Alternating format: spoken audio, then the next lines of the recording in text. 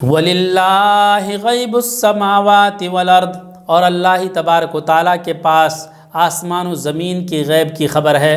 وَمَا أَمْرُ السَّاعَةِ إِلَّا كَلَمْحِ الْبَصَرِ، اور قیامت کا واقع ہونا تو ایسے ہے جیسے پلک جھپکتے ہی، یعنی اے لوگو یہ ذرا اندازہ کرو کہ یہ معاملہ جسے تم اتنا طول دیے ہوئے ہو اور سوچتے ہو امیدیں لگا لگا کر کے زندگیوں کے اندر مال و دولت جمع کر رہے ہو، کافی دنوں تک جینا ہے، ارے قیامت ایسے آئے گی جیسے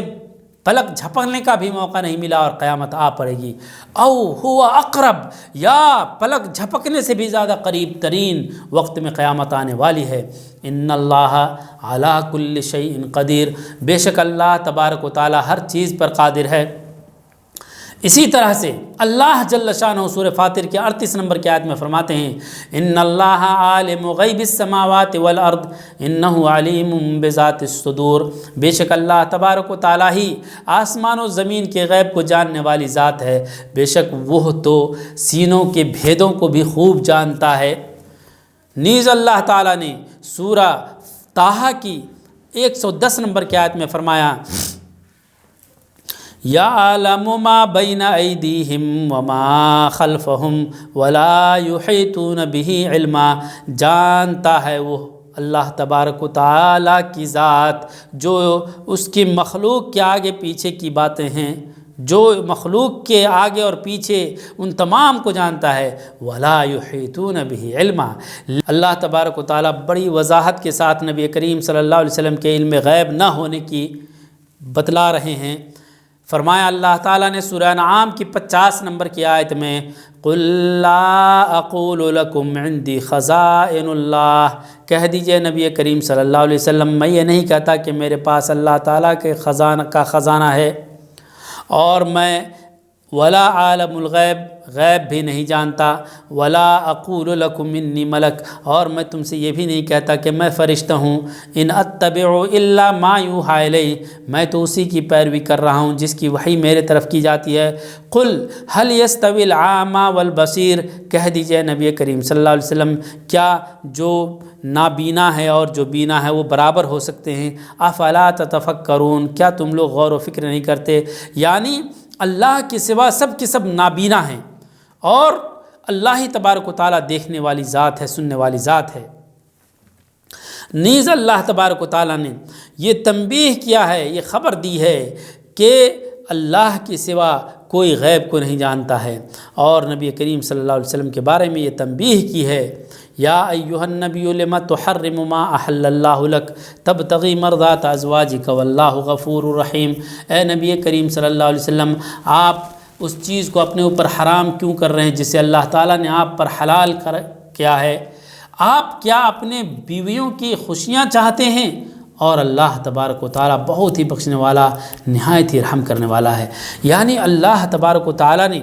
اپنے نبی کریم صلی اللہ علیہ وسلم کے اس عمل پر ناراضگی کا اظہار کیا ہے کہ اللہ تعالیٰ نے جسے آپ کے لیے حلال کیا ہے اپنے بیویوں کی خوشی کے لیے اپنے اوپر حرام کر رہے ہیں۔ اگر اللہ تبارک و تعالیٰ کی یہ ناراضگی کے بارے میں اللہ کے رسول کو علم ہوتا، علم غیب جانتے، تو یقیناً اللہ کے رسول صلی اللہ علیہ وسلم ایسا نہیں کرتے۔ نیز جو چال چلی تھی آپ صلی اللہ علیہ وسلم کے ازواج مطہرات امہات المؤمنین میں سے چند نے، اس کی خبر اللہ کے رسول صلی اللہ علیہ وسلم کو نہیں ہو پایا تھا، تو اللہ تبارک و تعالیٰ نے جب بتلایا قال نبأنی العلیم الخبیر، مجھے اس نے خبر دی ہے جو علیم الخبیر ہے۔ معزز سامعین کرام، اسی طریقے سے غیب کی نفی نبی کریم صلی اللہ علیہ وسلم کے سلسلے میں سورہ توبہ کی 101 نمبر کی آیت میں ہے وَمِنْ أَهْلِ الْمَدِينَةِ مَرَدُوا عَلَى النِّفَاقِ لَا تَعْلَمُهُمْ نَحْنُ نَعْلَمُهُمْ، اور مدینہ کے لوگوں میں سے کچھ لوگ ہیں جو نفاق پر وہ اٹل ہو گئے ہیں، نفاق کو اپنا لیا ہے اور اسی کو پسند کر لیا ہے۔ لا تعلمہم، آپ انہیں نہیں جانتے ہیں، نحن نعلمہم، ہمیں اس کے بارے میں پتہ ہے۔ اور اللہ تبارک و تعالیٰ نے فرمایا ہے سورۃ توبہ کی 43 نمبر کی آیت میں عفا اللہ عنک لما اذنت لہم حتی یتبین لک الذین صدقوا وتعلم الکاذبین، کہ اللہ تعالیٰ آپ کو معاف کرے، کتنے پیارے اور اچھوتے اور محبت بھرے انداز میں اللہ جل شانہ اپنے نبی کریم صلی اللہ علیہ وسلم کو کہہ رہے ہیں عفا اللہ عنک، اے اللہ کے نبی صلی اللہ علیہ وسلم اللہ آپ سے درگزر کرے، لما اذنت لہم، ان لوگوں کو جو لوگ بغیر کسی عذر کے جہاد میں شرکت کرنے سے رک رہے ہیں، انہیں آپ نے اجازت کیوں دیا کہ ہاں نہیں جاؤ؟ آپ ان کو آزما لیتے، یہاں تک ان کو ذرا دیکھ لیتے کہ واضح ہو جاتا کہ کون سچے ہیں اور کون جھوٹے ہیں، آپ اس کو جان لیتے۔ اسی طریقے سے تمام رسول کے بارے میں غیب کی علم کی نفی اللہ جل شانہ نے سورہ مائدہ کی 109 نمبر کی آیت میں کیا، یوم یجمع اللہ الرسل فیقول ماذا اجبتم قالوا لا علم لنا انک انت علام الغیوب۔ اس دن جس دن اللہ تبارک و تعالیٰ تمام رسولوں کو جمع کریں گے، فیقول ماذا اجبتم، تو وہ کہیں گے اللہ تبارک و تعالیٰ اپنے نبیوں رسولوں سے کہ تمہیں کیا چیز جواب دی گئی، تمہیں کیا جواب دیا گیا؟ اے انبیاء کرام آپ نے دعوت دی لوگوں کو، آپ کو لوگوں کی طرف سے کیا جواب ملے؟ قالوا لا علم لنا، وہ کہیں گے ہمیں کوئی علم نہیں، انک انت علام الغیوب، بے شک آپ ہی غیب کو خوب جاننے والے ہیں۔ اسی طریقے سے فرشتوں کے بارے میں بھی غیب کے علم نہ ہونے کی نفی اللہ تعالیٰ نے سورہ بقرہ کے 32 نمبر کی آیت میں کیا ہے، قالوا سبحانک لا علم لنا الا ما علمتنا انک انت العلیم الحکیم۔ جب حضرت آدم علیہ السلام کے تخلیق پر اعتراض کیا، پھر اللہ نے تخلیق کی اور انہیں چند باتیں سکھلائی اور وہ بتلا دیے، تو فرشتوں سے یہ کہے بغیر نہیں رہا ہوا کہ انہوں نے کہا کہ اللہ تیری ذات پاک ہے، ہمیں کوئی علم نہیں، آپ ہی سب کچھ جانتے ہیں، ہم تو وہی جانتے ہیں جو کچھ آپ نے ہمیں بتلایا ہے۔ اے اللہ بے شک تیری ذات ہی سب کچھ جاننے والی اور حکمت والی ذات ہے۔ اس کے علاوہ بہت سارے واقعات اور شواہد کتاب و سنت کے اندر وارد ہیں جو نبی اکرم صلی اللہ علیہ وسلم سے پہلے بھی انبیاء کرام حضرت آدم علیہ السلام، نوح علیہ السلام سے لے کر آخری نبی جناب محمد رسول اللہ صلی اللہ علیہ وسلم تک اس بات کی وضاحت ہے کہ کوئی بذات خود علم غیب کا ملکہ نہیں رکھتے تھے، چابی ان کے پاس نہیں تھی، اتنی ہی خبر ہوتی تھی جتنا آپ کو بتلایا جاتا تھا۔ جب آپ سیرت نبی کریم صلی اللہ علیہ وسلم کا مطالعہ کریں گے تو یہ بات واضح ہوگی کہ یقیناً یہ بات صحیح ہے کہ اگر آپ صلی اللہ علیہ وسلم علم غیب جانتے تو بہت سارے ایسے واقعات جو بڑے ہی ناگوار تھے، جیسا کہ امہات المومنین پر جھوٹا واقعہ، جھوٹی تہمت لگائی گئی جس سے واقع افک سے جانا جاتا ہے، اس کے بارے میں اللہ کے رسول صلی اللہ علیہ وسلم کتنے پریشان تھے۔ کیا یہ واقعہ رونما ہو سکتا تھا؟ کبھی نہیں۔ اسی طریقے سے بیعت رضوان بئر معونہ کے اندر قتل کر دیے گئے تھے، یہ سارے واقعات پیش نہیں آتے۔ معزز سامعین کرام،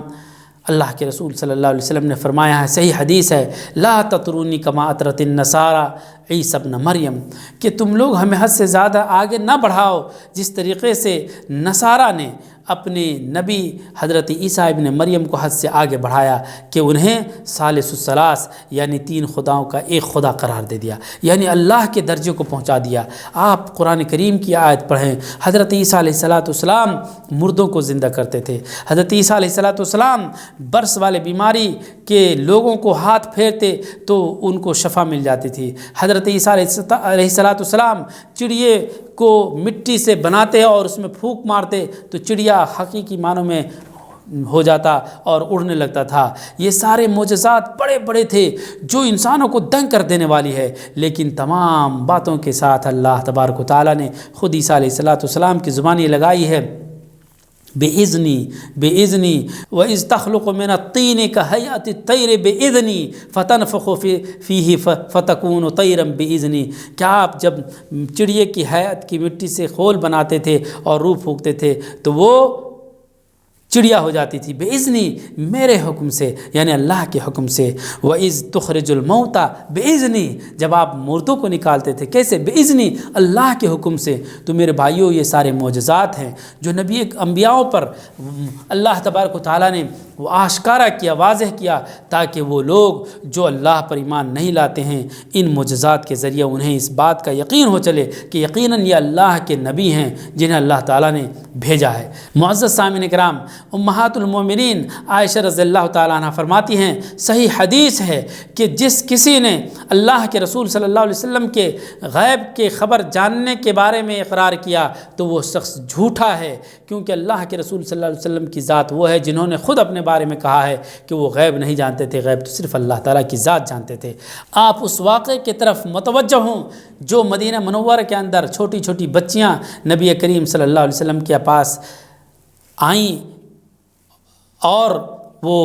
دف بجاتے ہوئے وہ کچھ گا رہی تھیں، اسی میں انہوں نے یہ بھی کہا تھا وَفِينَا نَبِيٌّ يَعْلَمُ مَا فِي غَدٍ کہ ہمارے بیچ وہ نبی بھی ہیں جو اس بات کو بھی جانتے ہیں جو کل کیا ہوگا۔ انکر علیہا تو اللہ کے رسول صلی اللہ علیہ وسلم نے اس کا انکار کیا اور کہا دعی ھذا اسے چھوڑ دو، وقولی ما کنت تقولین اور وہی ساری باتیں کہو جو اپنے باپوں اور اپنے داداؤں کے قتل ہونے اور جنگوں میں شہادت کی جو باتیں تھیں اور جو ان کے فخر و مباحات کی باتیں تھیں اور جو امتیازات والی باتیں تھیں اہل مدینہ کے لیے، ان باتوں کو کہنے کی اجازت دی گئی، کیونکہ اللہ کے رسول صلی اللہ علیہ وسلم نے اسی حدیث کے اندر کہا لا یعلم ما فی غد الا اللہ کوئی نہیں جانتا غیب کو مگر اللہ تبارک و تعالیٰ۔ صحیح بخاری کی روایت ہے۔ معزز سامعین کرام، اللہ جل شانہ سے ہم دعا کرتے ہیں کہ الہی ہمیں تو صحیح ہدایت بخش۔ اے اللہ ہم تیرے قرآن کا منکر نہ بنیں، تیرے نبی کریم صلی اللہ علیہ وسلم کے احادیث کا منکر نہ بنیں۔ اے اللہ ہمیں صحیح عقیدہ پر قائم و دائم رکھ۔